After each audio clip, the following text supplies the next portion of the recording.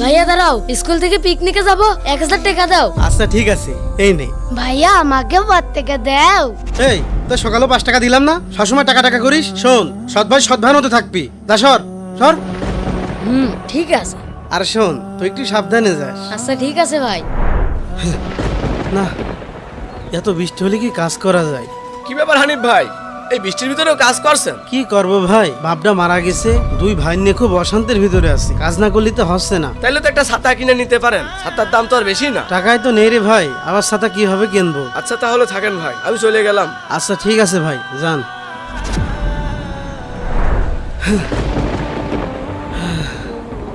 ধুর, আবার বৃষ্টি শুরু হলো। আজকে যদি আমার একটা ছাতা থাকতো তাহলে আমাকে বৃষ্টিতে ভেজা লাগতো না। ভাইয়া ভাইয়া এই দেখো ছাতা।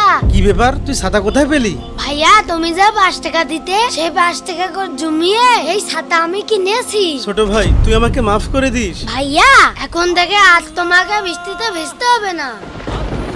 বন্ধুরা, সৎ ভাইয়ের কাজটা আপনাদের কাছে কেমন লেগেছে কমেন্টে জানান, আর ভিডিওটি ভালো লাগলে অবশ্যই চ্যানেলটি সাবস্ক্রাইব করুন।